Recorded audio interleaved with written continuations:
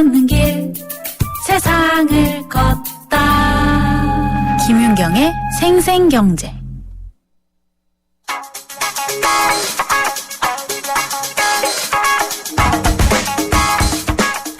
안녕하세요. 멜로디 경제 대중음악 평론가 이대화입니다. 팝스타 비욘세가 포브스에서 선정한 가장 영향력 있는 유명인 1위에 꼽혔습니다. 경제 전문지 포브스는 가장 영향력 있는 아티스트, 가장 많은 돈을 버는 아티스트, 이런 순위를 발표하는 것으로 유명하죠. 이번 순위는 음악인, 영화인, 운동선수 등을 총망라한 순위인데요. 일단 소득이 많은 유명인들을 상위 2,000명까지 추린 다음에 지난해 6월 1일부터 1년 동안 신문, 잡지, 라디오, TV에 출연한 빈도를 매겨 선정한 것이라고 합니다. 한마디로 버는 돈과 매체 출연 빈도를 통해서 영향력의 순위를 매긴 것이죠. 이번 기사를 통해 비욘세의 지난해 수입도 공개가 됐는데요. 2013년 한 해 동안 무려 1억 1,500만 달러, 우리 돈으로 1,163억 원을 벌었다고 합니다. 투어를 돌면 한 도시당 평균 24억 원을 벌었다고 하네요. 음악은 비욘세의 곡 하나 듣겠습니다. 러브 온 탑입니다.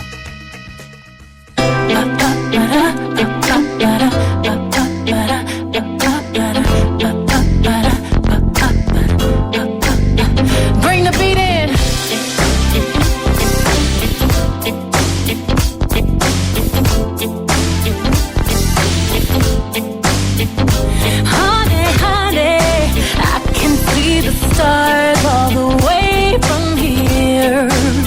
Can't you see the glow on the window pane? I can feel the sun whenever you're near.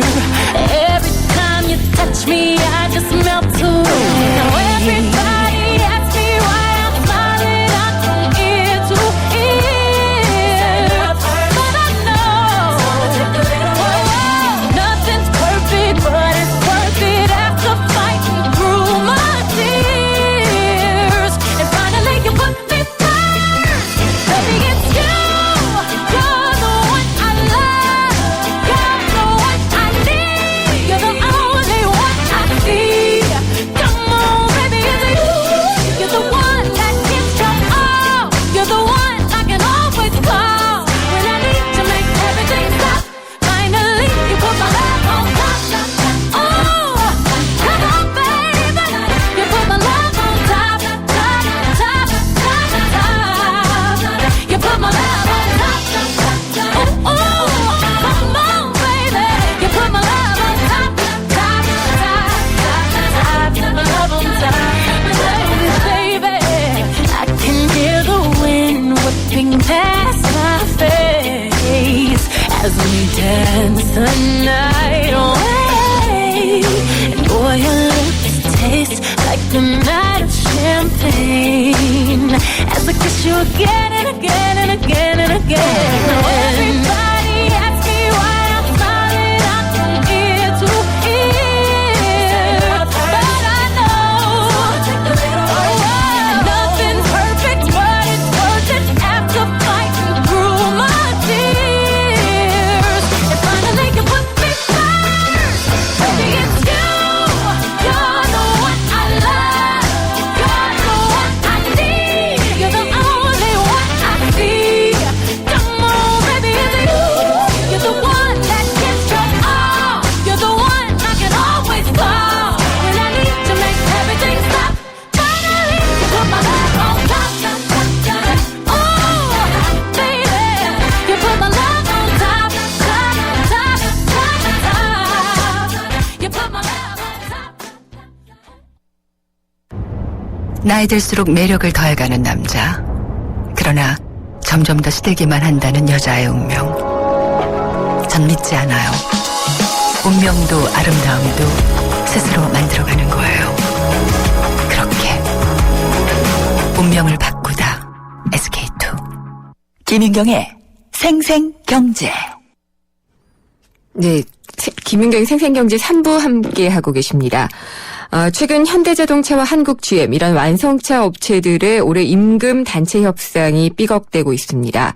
현대차 기아차 노사는 지난달 3일에 만난 이후부터 8차례 교섭을 벌였지만은 제대로 된 협상은 아직 시작도 못하고 있다고 하는데요. 특히 문제가 되는 것은 통상임금의 범위를 확대하느냐 마느냐의 문제입니다. 그러면은 통상임금이 무엇인지 또 왜 임금 협상에 이것이 문제가 되는지를 한번 짚어볼 필요가 있을 텐데요. 경제사회발전노사정위원회 산하 임금근로시간특별위원회 공익위원을 맡고 계신 박지순 고려대학교 법학전문대학원 교수를 연결해서 자세히 알아보도록 하겠습니다. 교수님 안녕하십니까? 네, 안녕하세요. 예, 작년 말에 이 통상임금이라는 게 국민적 화두가 됐었죠. 네. 예, 그래서 통상임금이 뭐다라는 얘기를 들었는데 그래도 또 헷갈려요. 네, 그렇죠. 예, 통상임금 뭔지부터 좀 알려주세요. 예, 통상임금이라는 단어는 많이 들었을 텐데요. 실제 아직도 근로자들 중에는 통상임금이 뭔지 아직 잘 모르시는 분들이 네. 계시는 것 같습니다. 근데 우리 통상임금이라는 게 우리 이제 그 근로기준법 등에 보면 연장 근로를 한다든가 또 휴일 근로를 한다든가 이럴 경우에 이제 가산 할증임금을 주게 돼 있죠. 네. 그리고 이제 뭐 휴가를 간다든지 육아휴직을 한다든지 이럴 경우에 또 이제 법정 급여를 지급하게 돼 있지 않습니까? 그렇죠. 이제 그럴 때 이 사용되는 기준임금이라고 보시면 됩니다. 그러니까 예. 할증임금을 계산할 때 어떤 걸 기준으로 해서 뭐 얼마를 할증해서 주느냐. 그러니까 이제 그 기준임금이 바로 통상임금인 것이죠. 근데 이제 기본급이라는 개념과는 다른 거죠. 다르죠. 예. 네네. 그러면은 작년 말에 아마 이 대법 전원합의체 판결이 있었던 걸로 기억을 하는데요. 네. 그때 상여금도 여기 포함된다 이런 판결이 났었죠. 예, 그 전원합의체 판결에서 이제 다루어진 가장 그 핵심 쟁점이 네. 이 근로자들이 보면은 대개 뭐 400%, 600% 이렇게 연간 상여금이라는 걸 받지 않습니까? 예. 이제 우리가 보통 정기 상여금이라고 부르는데요. 이제 이 기본임금 중에 이 기본급은 당연히 들어가는 거고, 그 다음에 이제 각종 수당들이 여러 개 있지 않습니까? 네. 뭐 직무수당도 있고, 직책수당도 있고, 근속수당도 있고, 여러 개가 있는데요. 기업마다 또 이게 뭐 이 수당들이 뭐 수십 개 되는 데도 있습니다. 근데 이제 수당 외에 정기 상여금 같은 경우는 2달에 한 번 받기도 하고 3달에 한 번 받기도 하는데, 네. 이 상여금도 이 기준임금에 들어가느냐 안 들어가느냐, 이게 이제 가장 큰 이슈가 됐고요. 네. 그리고 이제 그 밖에도 각종 복리후생 수당이 또 굉장히 많습니다. 그렇죠. 뭐 휴가비라든가 또 체력단련비, 명절 예. 보너스, 뭐 선물비 많지 않습니까? 그런 또 복리후생 수당들이 또 이게 기준임금, 통상임금에 포함되느냐 안 되느냐, 이걸 가지고 그동안 많은 논란이 있었는데 작년에 이제 대법원 전원합의체 판결을 통해서 그 하나의 원칙을 이제 제시해 준 것이죠. 네. 그게 이제 그때 이 대법원 전원합의체가 원칙적으로 정기적으로 지급되는 것이라면은 정기상여금이나 복리후생수당도 통상임금에 포함될 수 있다라는 예. 그런 대원칙을 제시해 줬습니다. 그래서 그때 뭐 대부분의 이제 고용주보다는 고용자가 많으니까 네, 그렇죠. 환호를 했었는데 금방 사그러든 게 네, 사실상 현장에서는 이게 잘 실감이 안 되거든요. 네, 그렇죠. 네. 이번에 아마 이 자동차 업계 임단협이 잘 안 되고 있는 것도 그런 문제 아닐까요? 그렇죠. 근데 그때 이제 이 대법원에서 원칙적으로 1개월을 초과해서 지급되는 것이라 할지라도 1년에 한 번 지급되든 2번 지급되든 그것도 모두 기준임금에 포함될 수 있다라고는 했는데, 네.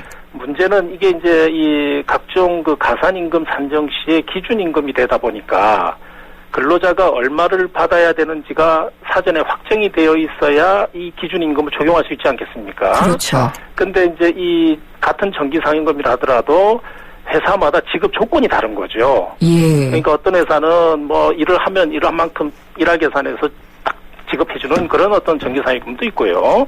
또 어떤 회사는 지급할 때 재직하고 있는 근로자한테만 지급하는 네. 또 그런 회사도 있습니다. 네. 그러니까 이제 이 대법원에서는 뭐라고 봤냐면은 후자의 경우, 즉 지급 시에 그 또 다른 조건이 부과돼 가지고 정기상여금을 받을 수도 있고 못 받을 수도 있는 상황이 생긴다면 이걸 이제 고정성이라고 그러는데요. 예. 그러한 고정성을 가지고 통상임금인지 아닌지 여부를 판단해야 된다라고 이야기를 한 겁니다. 그 네. 결과 이제 기업마다 이 임금 지급 조건이 다르다 보니 어떤 회사는 통상임금에 포함되는 경우가 생기고 또 다른 회사에서는 통상임금에 포함되지 않는 경우가 생긴 것이죠. 네. 그러다 보니 노사 간에 있어서 이 이 점을 어떻게 이제 합의할 것인지, 타협할 것인지, 이걸 가지고 또 노사 간에 여러 가지 다양한 견해 차이가 생긴 겁니다. 특히나 이 자동차 제조 라인에 계시는 분들은 특근이나 이런 수당이 많잖아요. 그렇죠. 그렇기 때문에 통상임금 산정이 더 중요할 것 같아요. 아주 중요하죠. 실제로 임금 조사를 해보면요. 네. 제조업 같은 경우에 전체 근로자가 받는 월급여 중에 10% 20% 정도는 다 이 특근 수당입니다. 네. 뭐 연장 근로수당, 휴일 근로수당, 야간 근로수당, 교대제 같은 거 할 때는 그렇죠. 따라서 이 통상임금 범위, 즉 기준임금이 얼마냐에 따라서 그 근로자가 실제로 받는 급여에 상당한 차이가 발생하는 것이죠. 그렇겠죠. 그렇기 때문에 이제 이 예. 임금 협상에 있어서 서로 양보할 수 없는 네. 그런 어떤 그 중요한 쟁점이 돼버린 것입니다. 그러니까 회사로서는 조금이라도 덜 줘서 회사 매출로 연결시키고 싶을 때고, 그렇죠. 근로자들은 더 받고 싶을 때고, 그렇죠. 예, 이런 것들이 아마 대립하는 것 같은데, 네. 이 자동차 업체들 뭐 예로 들어서 설명하면 어떨까요? 뭐 어떤 상여금인데 이거를 뭐 네. 정기성이 없다라고 회사는 보고 있는 건지, 네. 예, 뭐 예를 들면 이제 GM 같은 경우, 우리 이제 한국 GM 같은 경우에 네. 이제 정기 상여금은 지금 알려져 있기로는 이게 재직자에게만 지급된다라는 조건이 있는 것 같습니다. 그러니까 퇴직한 사람은 안 되는. 지급되지 않는다는 네. 것이죠. 그러니까 근로자가 그 달에 일을 얼마를 했든 간에 지급 당시에 재직하고 있지 않으면 이 정기 상여금 지급이 안 되니까 이걸 어떻게 그 가산임금 산정할 때 포함시키느냐, 이게 네. 이제 대부분의 취지거든요. 그러니까 같은 그 상여금이라 하더라도 한국 GM에 있는 근로자들은 만약 이게 그 재직자 요건이라고 그럽니다. 그 재직자 요건이 부과되어 있는 경우에는 이거는 고정성이 없어서 통상임금에 포함이 안 되는 것이 되고, 또 다른 B라는 자동차 회사 같은 경우에는 이 재직자 요건이 또 없습니다. 예. 없다 보니까 이 경우에 이 근로자들은 이 정기 상여금 모두가 통상임금에 포함될 수밖에 없는 것이죠. 그렇게 얘기를 하겠네요. 네, 그러니까 이게 또 근로자 입장에서 보면 이게 너무 불공평하지 않느냐. 예. 이제 그런 이야기가 또 될 수 있고, 또 회사 입장에서 본다고 하면은 사실 상여금이라는 것이 오랫동안 통상임금에서 배제돼 있었거든요. 네. 수십 년간. 그래서 이제 이 회사 입장에서는 그런 관행을 기초로 해서 임금 인상이라든가 임금 협상할 때 이제 이런 걸 반영해서 결정을 했는데, 예. 지금이 와서 이걸 또 다 통상임금에 포함하게 되면은 또 추가 부담이 생기는 거 아니냐, 또 이런 또 이제 주장을 하게 되는 것이죠. 회사를 경영하는 측에서야 이제 당장의 비용 부담이 많아질 테니까요. 그렇다고 보는 것이죠. 미래에도 그렇고.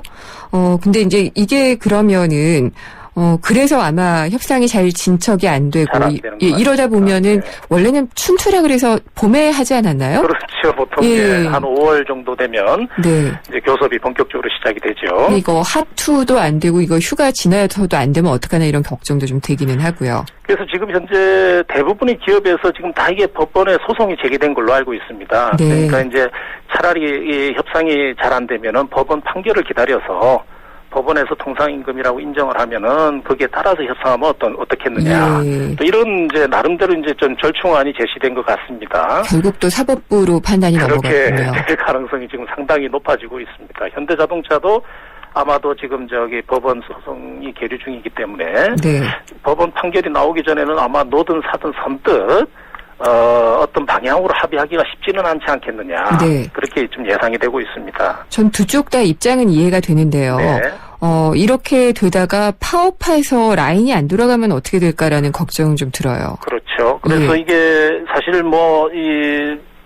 우리가 그냥 이상적으로만 생각하면 근로자 입장에서는 소득이 많아서 좋은데, 사실 기업 입장에서 보면 지금 우리는 아직도 여전히 그 인건비 비중이 상당히 중요한 네. 그런 경쟁력 구조이기 때문에, 만약 인건비가 추가될 때마다 사실 이 기업으로서는 글로벌 경쟁에서 사실 조금 취약해지는 측면이 있지 않느냐, 이런 우려도 많거든요. 예. 여기에 이제 만약에 이 문제 가지고 파업에 들어가게 되면은 사실 한치도 양보가 안 되는 상황에서 파업이 장기화될 가능성도 배제할 수가 없습니다. 보통 특히나 자동차 업체들 휴가 가는 시즌이 7월 말 정도죠. 7월 말에서 아마 8월 초가 되지 않을까 싶습니다. 예, 네. 그때까지 좀 협상을 끌고 가다가 휴가 네. 지나서 또 본격적으로 그런 게 나오면 어떻게 하나 이런 생각 그래서 이제 드네요. 지금 사실 이 문제를 예. 계속 이렇게 좀 그럴까요, 전망 없이 네. 서로 평행선만 그어가는 그런 소송보다 그런 어떤 교섭보다는 뭔가 이 노사가 조금 어떤 패러다임을 바꾸는 그런 좀 협상 전략을 펴야 되지 않느냐. 예. 그러니까 이게 이제 뭐 두 가지 방법밖에 없지 않습니까? 하나는 노든 사든 일방적으로 양보하든가 네. 아니면 법원 판결까지 좀 지리하게 어떤 결과를 기다려야 되는 그런 상황인데요. 그렇게 되면 사실 노사가 협상에서 해야 될 문제를 또 모두 사법부에게만 또 맡기는 네. 또 그런 또 바람직하지 않은 또 현상들이 나타나게 되고 그럴 문제 그럴 바에는 이 임금 체계라는 것을 한번 우리 이 정기상여금이 좀 사실 여러 가지로 문제가 많거든요. 어떤 문제가 있을까요? 그러니까 사실 이 정기상여금 비중이 너무 높아요. 우리나라 예. 이 기업마다 네. 외국에 비해서 이 그렇게 정기상여금 비중이 높은 나라가 없습니다. 왜 그럴까요? 이게 이제 오랫동안 우리가 이제 이 임금 억제 전략을 폈고요. 그죠? 아. 잘 아시다시피 그동안에 네. 우리가 이제 좀 정부 주도의 예. 그런 어떤 이 수출 드라이브 정책을 펴다 보니까 오랫동안 이 임금 억제 전략을 폈고 그런데 이제 이 생활 수준이 높아지고 근로자들의 요구가 많아지니까 기본급을 인상해 주는 대신에 이제 편법 인상을 많이 했지요. 그렇군요. 상여금도 많이 늘리고 수당도 많이 늘리고.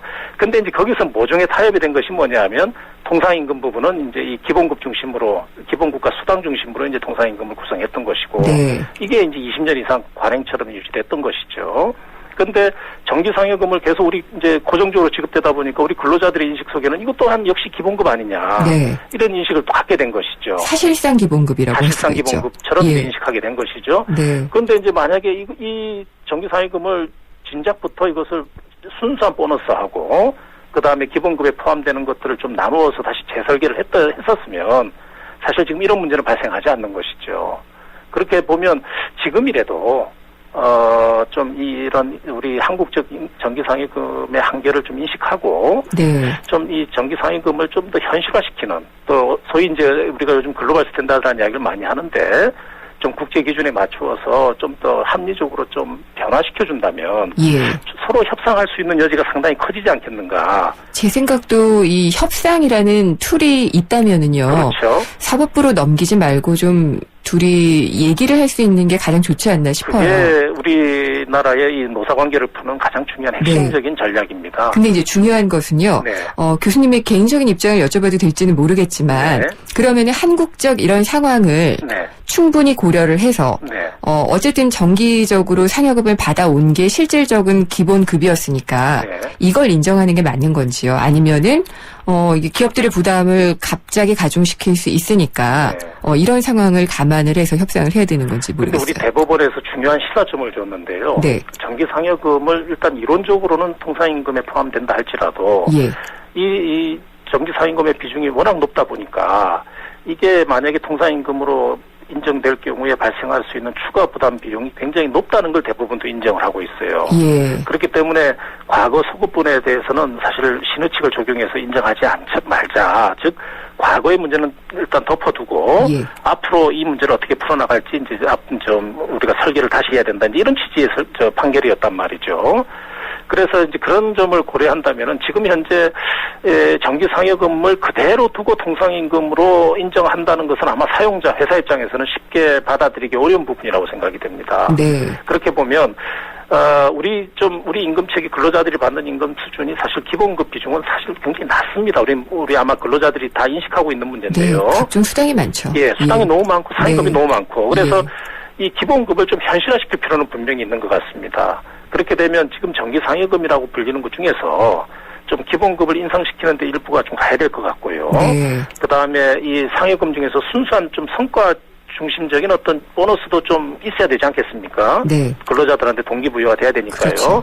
그다음에 이제 또 이 여러 가지 생활 지원 급여도 좀 부분적으로 있어야 될 겁니다. 명절이라든지 이런 경우에. 이런 것들을 좀 다시 재편하는 것이 필요하다라는 것이죠. 그게 임금 체계 전체를 근본적으로. 그렇죠. 그래서 예. 이제 이게 사실 서로 윈윈할 수 있는 그런 어떤 네. 유일한 수단 아니겠느냐. 근데 지금 노동계 입장에서는 기존의 임금 체계를 계속 고수하면서 통상임금에 포함시켜 달라라고 이제 요구하는 것인데 네. 이 부분이 조금 더 이제 조금 전향적으로 좀 노동계도 봐야 할 부분이 있는 것 같다. 알겠습니다. 그래서 미분보다는 조금 실리적으로 이제는 서로 예. 협상 전략을 가져가는 것이 어떻겠느냐. 그런 생각을 말씀대로만 협상하면 참 좋을 텐데요. 쉽지 않다는 건 다 알고 있겠지요. 근데 뭐, 예. 아마도 시간이 오래 걸리고 네. 그리고 왜냐하면 기존의 인식을 다시 이제 무너뜨리고 새로 짜야 되는 상황이니까요. 그렇죠. 그렇지만은 제가 볼 때 우선 한 단계라도 좀 먼저 좀 단계적으로라도 좀 하나 시작을 했으면 좋겠다. 네. 이제 그런 맥락에서 이제 좀 노사가 협상의 어떤 로드맵을 짜준다면 네. 그것으로도 제가 볼 때 큰 성과가 아니겠느냐. 그렇겠네요. 네, 그렇게 생각하고 있습니다. 예, 우리나라 이제 기본급 체계의 근본적인 문제 이런 것들을 좀 인식을 하고 그렇죠. 노사 간에 협상이라는 게 있는데요. 그렇죠. 예, 사법부에만 넘기는 건 최후의 수단이 되어야 되지 않을까라는 생각을 그건 너무 좀. 소모적이고요. 네. 그리고 누구에게도 도움이 되질 않는 것 같습니다. 알겠습니다. 네네. 통상 임금 문제 여전히 어려운데 네. 정말 시간이 걸리고 노력이 필요한 것 같아요. 그렇습니다. 예, 오늘 말씀 잘 들었습니다. 네, 감사합니다. 박지순 고려대학교 법학전문대학원 교수와 얘기 나눠봤습니다. 우리 수학 성적이요? 당연히 걱정 없죠. 그렇다면 수학 실력 어떨까요? 지금 아이의 수학을 진단해보세요. 정확한 진단과 처방이 진짜 수학 성적을 만듭니다. 스스로 수학. 효주 언니, 타이어 공기압이 뭐야? 효주 언니, 얼라이먼트가 뭐야? 언니, 타이어도 보험이 있어? 언니, 윈터 타이어로 바꾸면 쓰던 타이어는? 릴렉스. 그냥 마음까지 맡길 수 있는 T스테이션 가서 스마트 케어 받아봐. 알아서 다 해줘. 한국 타이어. T-스테이션. 네, 생생경제 3부 여기까지고요. 4부에서는 경제기사 이면을 들여다보는 경제 뒤집기가 있습니다. 내일 열리는 한국은행 금융통화위원회에서 기준금리 어떻게 될지 한번 전망을 해보겠고요. 돈이 되는 부동산 정보를 짚어드리는 알짜 부동산 시간에는요. 분양가가 저렴하고 또 사업 진행 속도가 빠른 지역 주택조합 아파트에 대해서 자세히 알아보도록 하겠습니다. 잠시 후 4부에서 뵙겠습니다. 안녕하세요. 두 아들을 키우는 행복한 엄마 배우 김희애입니다. 카메라 앞에서는 화려해 보이는 여배우지만 집에서는 저도 아들 바보 소리 듣는 평범한 엄마인데요. 아이들에게 부모의 역할이란 참으로 중요한 것 같아요.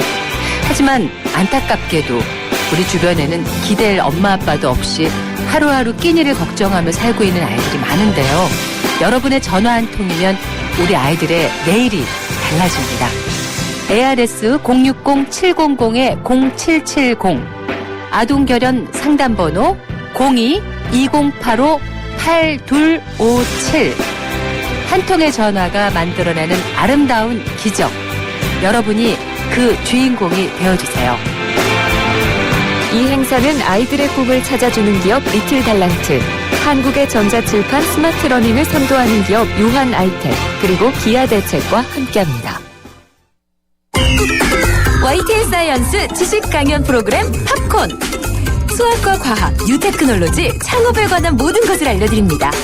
공개 강연 녹화 방청은 YTN 사이언스 홈페이지에서 신청할 수 있습니다. 팝콘 공개 녹화에 오시는 모든 분께 영종대교 휴게소 포춘일 입장권을 드리고 추첨을 통해 다양한 경품과 기념품을 드립니다. 학생과 학부모, 창업을 준비하는 분들의 많은 방청 바랍니다. 경제를 보는 새로운 시각. YTN 라디오 김윤경의 생생경제. 친절한 경제. 오늘의 경제 키워드. 안녕하세요. 경향신문 조미덕 기자입니다. 오늘의 키워드는 이자 보상 배율입니다. 이자 보상 배율은 기업이 얼마나 안정적인지 보여주는 지표 중 하나입니다. 원래는 부채 비율이 얼마나 높은지를 많이 보는데요. 요즘엔 단순히 부채가 많냐 적냐보다 그 기업이 그 부채를 감당할 수 있느냐를 함께 살피기 위해서 이자 보상 비율을 보는 겁니다. 이자 보상 비율은 한 해 동안 기업이 영업활동을 해서 벌어들인 영업이익을 그 해에 지불한 이자액으로 나눈 것입니다. 기업이 유지되려면 적어도 영업활동을 해서 생긴 이익으로 부채에서 나온 이자를 감당할 수 있어야겠죠. 그러려면 이자 보상 비율이 1을 넘어야 합니다. 1보다 낮으면 그 기업은 자기가 번 돈으로 이자도 내지 못한다는 뜻이니까요. 그래서 기업의 투자를 결정할 때는 이자 보상 비율이 1을 넘는지 살피는 것이 필요합니다.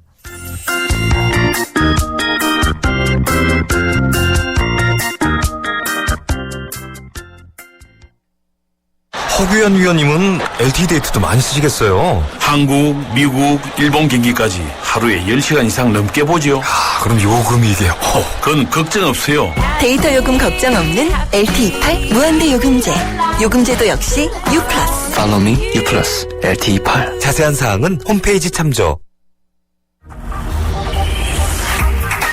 경제 뉴스의 진실과 오류, 그것이 알고 싶다. 경제 뒤집기. 세상의 베이스가 되다 포스코 협찬으로 김윤경의 생생경제 4부 시작하겠습니다. 4부 시작은 경제뉴스 뒤집기인데요. 내일 금융통화위원회가 열립니다. 통화정책 방향을 결정을 하게 되는데요. 금리는 지금 13개월 연속 연 2.5%입니다. 이번에도 동결되지 않을까라는 전망이 많은 것 같은데 금리를 어떻게 해야지 될지 여러 가지 좀 궁금한 점들이 많아요. 그래서 김영익 서강대 경제대학원 교수 전화로 연결해서 자세한 얘기 나눠보도록 하겠습니다. 교수님 안녕하십니까? 예, 안녕하십니까? 네. 내일 금통위는 어떻게 전망하시나요? 우선 대부분의 전문가들이 동결 가능성이 높다고 보고 있고요. 네. 예, 저도 동결 가능성이 높은 거로 보고 있습니다. 예, 그러나 제 개인 생각은 이미 금리를 내렸어야 했고 내일이라도 내리는 게 더 좋지 않을까 그렇게 생각합니다. 저는 이미 시장은 상당히 이거 내릴 것으로 예상했고요. 그렇군요. 국고채라고 정부에서 발행한 채권이 있습니다만 네. 3년짜리 수익률이 최근에 2.58%까지 하락했어요. 시장은 금리를 내려야 된다. 이런 신호를 지금 보여주고 있는 것이죠. 또 시장이 영리하다라는 말씀을 또 하셔야지 될 것 같은데요. 네. 저는 개인적으로 자꾸 내려야지 된다는 요구가 나오는 게 맞느냐라는 의구심은 조금 가지고 있어요. 예. 금리라는 것을 내려서 오는 또 부작용도 있고요. 근데 이제 내려야 된다는 주장에도 또 근거가 있을 테니까 왜 내려야 되는지를 설명을 해주세요. 우선 물가부터 한번 생각해 보시죠. 예. 한국은행에서 내년까지 소비자 물가 상승 목표를 2.5에서 3.5%로 잡아놨어요. 네. 근데 작년에 1.3% 상승했고 올해는 조금 오르고 있습니다만은 올해도 1.4%예요. 그렇죠. 목표치보다 물가가 하한선을 지금 밑으로 돌고 있거든요. 한국은행이 물가 목표가 옳다면은 지금 물가가 지나치게 목표치보다 낮다는 것이죠. 네. 그렇다면은 경기를 부양할 필요가 있다는 것입니다. 아니면 물가 목표를 낮추든지요. 예. 그러니까 저희가 물가 목표제를 하고 있잖아요. 그렇지 않아도 저도 최근에 이걸 다시 한번 들여다봤는데 연 2.5에서 3.5%의 물가 상승률은 나머지 기간 동안에 3% 이상으로 다 올린다고 하더라도 쉽게 달성할 수가 없더라고요. 네, 그렇습니다. 그렇더라도 올해 2% 이하가 되겠죠. 네. 그렇게 되면은, 기준금리와는 별도로 이 물가 목표제 자체도 달성하지 못한 책임도 한해는 물을 수 있을 것 같아요. 예, 그런데 일부 중앙은행에서는요. 중앙은행이 물가 목표를 제시하는 것보다 그 위에 있을 때도 질책을 받지만은 밑에 있을 때도 질책을 받거든요. 네. 근데 우리나라 한국은행은 물가 목표 위에 있을 때만 아마 국회에다가 사유서를 제출하게 돼 있을 겁니다. 밑에 있을 때는 아무런 책임을 안 지거든요. 네. 의도적으로 조금은 높게 조금 긴축적인 정책을 할 수가 있다는 것이죠. 경제 상황에 맞지 않게요. 그렇군요. 근데 지금 일단은 어쨌든 물가가 이게 안정인지 어떻게 보면은 침체를 나타내는 지표인지 좀 궁금하기도 해요. 우리나라 경기 상황 어떻게 보시나요? 그건 장기적으로 보면은 어제 기재부 장관 후보자께서 우리 경제가 일본식으로 가지 않느냐 이런 우려를 하던데요. 네. 제가 보기에도 정도의 차이지 방향은 같거든요. 네, 흔히들 우리나라가 잠재 GDP하고 실제 GDP 추정하는데 우리가 잠재 GDP보다 실제 GDP가 훨씬 낮아요. 네. 그래서 물가가 안정될 수밖에 없는 거고요. 그다음에 장기적인 경기 순환으로 보더라도 2013년 5월 저쪽으로 경기가 지금 회복되고 있다고 그러는데 아마 1분기까지는 회복됐었어요. 그런데 지금 2분기 들어가지고 4, 5월 통계를 보면은 산업 생산 감소하고 그다음에 현재의 경기 상태를 나타내는 통계청의 종횡기 순환 변동치라는 걸 발표하는데요. 예. 그거 보더라도 2달 연속 감소하고 있거든요. 그래서 경기가 회복되다가 좀 다시 위축되고 있다는 거죠. 네. 특히 제가 생각에는 한국은행이 우리 경제를 너무 낙관적으로 전망하고 있지 않느냐 이런 생각이 드는데요. 한국은행이 지금 올해 경제 성장률을 4%, 내년에는 4.2%로 보고 있는데요. 네. 아마 내일 수정해서 발표를 할 것 같습니다. 어느 정도 내릴 것 같죠? 예, 전망치를 좀 내리지 않을까 이런 생각을 합니다. 예, 한 3.8%나 3.9% 정도로 제시하지 않을까요? 네, 3.8% 그 정도 제시할 거로 생각이 되는데요. 네. 저는 올해 경제 성장률이 한 3.6% 정도라고 보고 있거든요. 아, 실제적으로는 더 낮을 것이다. 3.8%도 높지 않느냐 예. 생각합니다. 이미 뭐 시장이 중요하다 이런 말씀을 드렸습니다만은 네, 시장금리 하락은 저는 채권 시장에 참석하는 사람들이 굉장히 똑똑하다고 생각하고 있거든요. 네. 외환시장이나 채권 시장에 참석하는 사람들은 정말 그 프로들이십니다. 이런 프로들이 직접 그 돈이 왔다 갔다 하는 시장에서 거래를 하는데 네. 이분들의 예측이 저는 상당히 정확하다고 생각하고 있습니다. 그럼 교수님, 이게 어떤 그 민간 소비 위축이라든지요. 내수 경기 위축을 해소하기 위해서 금리를 내려야지 되는 건가요? 예, 그렇죠. 그리고 전 세계적인 추세고요. 네. 저는 환율 문제도 한번 생각해 보시죠. 환율이요? 우리나라 원화 가치가 올해 들어서 가파르게 지금 오르고 있지 않습니까? 그렇죠. 근데 환율이 오르는 이유는 기본적으로 우리나라 경상수지 흑자가 많이 나기 때문인데요. 다른 측면에서는 우리가 돈을 덜 풀었기 때문입니다. 예를 들어서 작년에 일본이 그 번원 통화 그거를 한 해에 47%나 증가시켰거든요. 네. 미국도 39%나 증가시켰고요. 근데 우리나라는 14% 증가에 그쳤는데요. 우리나라가 상대적으로 돈을 덜 풀다 보니까 우리나라 실질금리가 일본이나 미국에 비해서 훨씬 높아졌어요. 네, 그러다 보니까 환율이 더 떨어질 수밖에 없죠. 네. 환율 떨어지면은 물론 그 수출 쪽에서도 부정적인 영향을 받을 수밖에 없고요. 경기가 더 위축될 수가 있거든요. 그래서 저는 환율 측면에서라도 금리를 세계적인 추세에 따라 가지고 내려야 된다. 네. 다른 국가들은 다 통화 정책을 적극적으로 운영하고 있는데 우리 경제가 그렇다고 좋은 것도 아니거든요. 이런 상태에서 우리나라만 상대적으로 이렇게 통화 정책을 긴축적으로 운용하느냐. 네, 그런 점에서 조금 생각해 봐야 될 것 같습니다. 긴축적이다라고 얘기하기에는 그냥 중립적이지 않나요? 중립적이라고 우리나라 객관적인 상황으로 보면 중립적이라고 보는데요. 네. 환율에서 나타나는 것처럼 상대적으로요. 예. 그러니까 다른 나라는 돈을 많이 푸는데 우리나라는 돈을 덜 풀다 보니까 네. 지금 원화 가치가 계속 오르고 있다는 거죠. 알겠습니다. 그러면은 적정한 금리의 수준을 제시해 줄 수 있으신가요? 네, 저는 2% 안팎이라고 지금 보고 있는데요. 네. 여러 가지 방식이 있습니다만 소위 이거 테일러 준칙이라고 있어요. 테일러라는 경제학자가 제시하는 건데요. 이거는 한 나라의 경제가 잠재 GDP보다 실제 GDP가 얼마나 차이를 두고 성장하느냐, 그 다음에 실제 물가가 목표하는 물가보다 얼마나 차이에 있느냐, 그걸 보고 결정하는 건데요. 예. 근데 현재 우리 경제가 지금 잠재 능력 이하로 성장하고 있죠. 그 다음에 물가도 앞서 말씀드렸지만 목표치 이하거든요. 이거로 보면은 현재 우리나라 경제력에 비해서도 저는 2% 안팎이 적정금리 수준이 아닌가 그렇게 생각하고 있습니다. 네. 한국은행도 이걸 근거로 하겠죠? 네, 그걸 또 참고하고 특히 그 잠재 GDP 갭 아웃갭이라고 그러는데 예. 그걸 많이 참조하는 것 같습니다.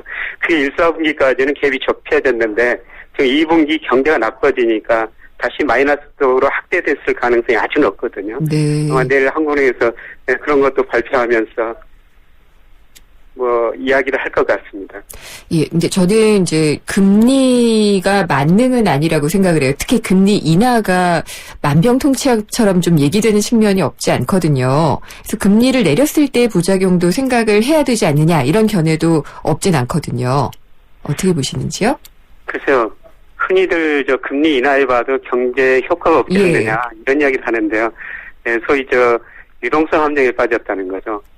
금리를 내려봐도 더 이상 시장 금리는 안 떨어지고 소비나 투자한테 아무런 영향을 줄 수 없다. 네. 그렇게 주장한 사람들이 금리나 무역론을 주장하고 있는데요. 근데 저는 아직까지는 우리 경제가 유동성 함정에 빠지지 않았다 이렇게 보고 있습니다. 예. 실제로 제가 모형을 통해 가지고 분석해 보면은 금리를 인하했을 때 시장 금리 채권 수익률이 하락하고요. 주가 상승하고 환율 상승하고 그리고 소비하고 산업 생산이 순차적으로 증가하는 걸로 나타나고 있거든요. 그럼 다 좋아지는 일본처럼 거네요? 유동성 함정에 빠졌다면 사실 금리 인하 효과도 그렇게 없는데요. 네. 그래서 사실 미국이나 일본에서는 금리를 0%까지 거의 인하하고 효과가 없자 그냥 양적 완화를 통해 가지고 돈을 많이 풀지 않습니까? 네. 우리 경제는 아직 유동성 함정에 저는 빠지지 않았다. 금리 인하 효과가 충분히 있다. 그렇게 지금 보고 있습니다. 그렇군요. 그러면은 금리 인하가 이런 여러 가지 긍정적인 측면들을 가져올 거라고 말씀을 하셨는데요. 개별 경제 주체별로 보면은 어떻게 영향을 미칠까요? 전체적으로 보면은 기업한테 이익이죠. 네. 가게한테는 상대적으로 손해를 볼 수가 있다고 생각하는데요. 왜냐하면 기업은 돈을 빌려가지고 투자하는 데거든요. 그렇죠. 올 3월 말 현재 우리나라 기업의 순금융자산이 마이너스 257조예요. 257조가 금융자산이 부족하다는 건데요. 그러면 금리가 떨어지면 기업은 그만큼 이자 소득이 감소하게 되는 것이죠. 네.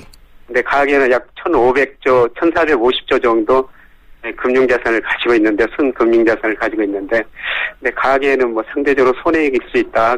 이런 측면도 금융소득만 따지면 되는데요. 근데 다른 측면에서는 이제 금리를 인하해가지고 주가도 오르고, 그 다음에 부동산 가격도 오르고, 부의 효과가 있어 소비를 증가시킬 수가 있고요. 그 다음에 경기가 회복되면 결국 고용이 늘어나가지고 임금소득이 늘어날 수가 있거든요. 네. 그래서 이자소득 감소라는 부정적인 영향도 있습니다만, 고용소득 증대, 임금소득 증대 이런 긍정적인 측면도 같이 있습니다. 알겠습니다. 예. 내일 어떤 금리 결정보다도 앞으로의 방향성을 얘기하는 걸 좀 잘 들어봐야 될 것 같아요. 예, 아마 방향성이 어느 정도 조금 과거하고는 달라지지 않을까. 예. 그런 생각을 합니다. 지켜보겠습니다. 말씀 감사합니다. 예, 고맙습니다. 서강대 경제대학원 김영익 교수였습니다. 생생경제를 다양하게 만나는 방법. YTN 라디오 앱 예스와 YTN 라디오 웹사이트, 팟캐스트를 통해서 실시간 청취와 다시 듣기가 가능합니다. 언제 어디서나 손쉽게 만날 수 있는 생생경제. 참 좋다. 생생 알짜 부동산. 알면 돈 되는 부동산 정보 꼭꼭 짚어드리는 알짜 부동산 시간입니다. 김학권 세준코리아 대표 전화로 연결돼 있습니다. 안녕하십니까? 안녕하세요. 반갑습니다. 예, 지역 주택조합 아파트 요즘 많이 뜬다 이런 얘기가 좀 나와요. 그렇죠. 지역 주택조합 아파트는 어떤 건가요? 우선 이제 무주택자들이 예. 조합을 구성해가지고, 그러니까 무주택자들이 토지를 구입을 해가지고 본인들이 직접 사업주가 되는 사업을 말하죠. 네. 그러면은 이게 어떤 좀 범위가 작기 때문에 지역이라는 단어를 붙이는 건가요? 이제 지역주택조합에 가입하는 자격이 예. 옛날엔 시군구였었거든요. 네. 근데 그거를 이제 확대를 했습니다. 그래서 서울시라든지 광역시라든지 그래서 경기도라든지 경상남도, 전라남도 이렇게 도지역으로 확대를 했기 때문에 지역주택조합이라고 하고 있습니다. 아, 그렇군요. 그러면은 이게 좀 확산이 많이 될 여지가 생긴 거네요? 그렇죠. 물론 이제 지금까지는 85제곱미터 이하만 예측해 돼 있는데, 네. 이제 2012년부터 지역 가입 지역을 도 단위로 확장을 했기 때문에, 네. 예를 들어서 수원에 짓는데 인천 사람도 할 수 있고 저기 남양주 사람도 가입을 할 수가 있으니까, 네. 좀 확장 가능성이 충분히 있다 이렇게 보여집니다. 그러면 최근에 이런 지역 주택조합들이 많이 생겼나요? 지금 한 1, 2년 사이에 공급량으로 공급 가구로 보면은 한 15,000에서 2만 가구 정도 되거든요. 예. 최근에 특히 올해 굉장히 많이 늘어났는데 최근에 신규 분양 시장이 굉장히 좋잖아요. 네. 그러니까 이러다 보니까 이제 지역 주택 조합도 많이 공급을 하게 돼 있고 또 실수요자 입장에서는 굉장히 싼 아파트를 많이 찾고 있거든요. 네. 그러니까 지역 주택 조합이 시세, 그러니까 분양가로만 따지면 주변 시세의 한 15에서 한 20% 정도 저렴합니다. 그러다 보니까 많이 네. 공급을 하고 있고 또 이제 건설업체들 사정에 따라서 이제 공급도 많이 늘어나고 있는데요. 예. 예를 들면 이제 중견건설사들이 참여가 상당히 많거든요. 지역주택조합에. 예를 들어서 재건축, 재개발 이런 것들은 다 대기업들의 업체들이 뺏기다 보니까 중견건설도 사업을 하다 보면 PF가 또 잘 안 되는 경우가 굉장히 많아요. 그러다 보니까 금융 같은 것들이 그렇죠. 잘 안 되는. 잘 안 되고 예. 이제 지급 보증이 잘 안 되기 때문에 금융에서 또 이제 중견건설사는 좀 꺼려하는 경우가 많거든요. 그러다 네. 보니까 이런 업체들이 주택 사업을 해야 되는데 돈이 별로 없다 보니까 이제 지역 주택조합 아파트로 많이 치중하고 있는 상황으로 볼 수가 있겠습니다. 근데 지역 주택조합 아파트 같은 경우에도 이 금융권에서 돈 끌어오기는 그렇게 쉽지 않지 않을까요? 굉장히 어렵죠. 이제 조합도 그렇고 네. 금융도 그렇고 시공사도 그렇고 네. 옵션을 붙이는 경우가 굉장히 많거든요. 어떤 옵션일까요? 예를 들면 이 사업을 진행하기 위해서는 예를 들어 공급 예정 가구 수의 50% 이상을 조합원을 확보를 해야지만이 조합 설립인가가 나고요. 그다음에 이제 요 전체 사업 부지의 80% 이상을 확보해야지만이 아까 지역 조합 결성하고 사업 추진이 가능하기 때문에 건설사들도 초반에는 자기 이름만 빌려주는 건 굉장히 많거든요. 네. 금융권도 이런 것들이 충족 안 되면은 금융을 안 해주는 경우가 굉장히 많습니다. 더군다나 또 이 지역주택조합은 그 대한주택보증으로부터 그 보증을 못 받기 때문에 네. 사업이 가다가 중단되거나 뭐 시공사가 파산한다든지 아니면은 조합이 그 부도가 난다든지 이렇게 되면은 그 책임은 그 조합원이 모든 걸 져야 되거든요. 그래서 그런 어떤 좀 부담감이 없지 않아 있습니다. 네. 그러면은 여기에 가입할 수 있는 조건은 어떤가요? 아까 말씀드렸다시피 이제 무주택자들이 돼야 되는데 네. 주택조합 설립인가 신청일로부터 조합주택의 입주 가능일까지 무주택자여야 되고요. 네. 다만 이제 주택이 있는 사람도 일부 가능한데 전용 면적 60제곱미터 이하의 주택을 한 채 소유한 유주택자도 가능합니다. 또 아까 말씀드렸다시피 서울시라든지 광역시와 도 기준으로 6개월 이상 그 지역에 거주하고 청약 통장은 필요 없습니다. 또 아까 말씀드린 조합 아파트는 그 85제곱미터 이하만 지을 수 있는 게 특징이라 할 수가 있겠습니다. 네, 그런 특징이 있군요. 근데 예전에는 이게 도심 외곽에 많았는데 그렇죠. 서울로 많이 들어오는 것 같아요. 예. 근데 잘 되고 있나요? 여기 이제 조합 아파트 추진 일정을 보면은 이제 먼저 조합원을 이제 모집을 해서 네. 이제 부집을 그 돈으로 이제 부지를 매입합니다. 그다음에 이제 사업 승인을 받고 예. 또 착공, 입주, 손 이렇게 되는데요. 먼저 이게 조합원 확보가 제일 큰 관건입니다. 그러니까 조합 설립을 하면 아까 말씀드렸다시피 예전 가구에서 50% 이상을 확보를 해야 되고요. 그다음에 토지 매입이 잘 됐는지가 꼭 체크를 해야 돼요. 사업부지 80% 이상을 확보해야 사업 추진이 가능하거든요. 그러니까 예를 들면은 조합원을 모집하고도 사업 부지를 확보하지 못해서 사업이 무산되는 게 굉장히 많거든요. 네. 예를 들면 그 부지 안에 뭐 교회 등 특수 시설이 있으면은 그 협상이 굉장히 어렵습니다. 그렇겠죠. 그러니까 그렇죠. 그런 상당히 있고 그래서 또 이제 도심지 등은 땅값이 굉장히 비싸지 않습니까? 네. 그다음에 이게 자금을 그 조합원들 자금으로 땅을 사고 사업을 해야 되기 때문에 이제 예를 들면 재개발이나 재건축 같은 경우는 일정 그 시기가 지나면 건설사들이 자금을 투입을 하거든요. 근데 이 지역주택조합은 오로지 이 조합원들 돈으로 해야 되기 때문에 조합원이 잘 모집하지 않는다면 이 사업이 상당히 늦어질 가능성이 있다는 것도 유념을 해야 될 걸로 보입니다. 네, 지금 조금 말씀을 해주셨는데 이제 사업부지 확보에 대한 어려움을 말씀하셨잖아요. 그렇죠. 근데 조합 모집하고 이렇게 설립을 할 때 사업부지를 다 확보하고 하기도 또 쉽지가 않잖아요. 그렇죠. 어떻게 봐야 되나요? 이게 이제 주택조합은 사실 아까도 이제 그 얘기했던 주택보증을 못 받는 법령 정비가 참 허술해요, 지금까지는. 예. 그러다 보니까 지방자치단체 등 공공기관에서 이렇게 벗어나기 순수한 민간 사업이거든요. 네. 조합의 투명성을 보장받기 상당히 어렵죠. 그래서 문제가 생기면 조합은 스스로 해결을 해야 되는데 이게 이제 재건축 재개발처럼 건설사 자금 투입을 하는 게 아니고 조합은 돈으로 사업을 해야 되니까 아까 말씀드렸다시피 사업이 조합이 조합 시행 대행사가 있거든요. 네. 회사가 부도가 난다든지 시공사가 부도가 난다든지 하는 사업이 좀 파산될 가능성이 있죠. 이런 예가 있습니다. 그 성동구 성수동에 예. 그 성수 1지역 주택조합이라고 있는데 여기가 굉장히 입지가 좋습니다. 그 뚝섬역에 바로 있는 지역인데 여기는 이제 사업이 굉장히 진행이 잘 안 되다 보니까 조합 설립인가도 취소당하고 사업권도 시공사에 넘긴 케이스가 있거든요. 예. 그리고 이제 오롯이 조합원들은 피해를 많이 보는 상황이 할 수가 있겠죠. 근데 저도 집에 가다가 봤어요. 저희 동네에도 이런 조합원을 모집하는 현수막이 붙었더라고요. 많이 있죠. 예. 근데 이게 청약통장 일단 없어도 되고요. 그렇죠. 분양가도 많게는 한 20% 싸다고 말씀을 그렇죠. 해주셨잖아요. 예. 매력은 있거든요. 사실은 이제 조합원 모집하고 부지 확보만 제대로 된다 하면 네.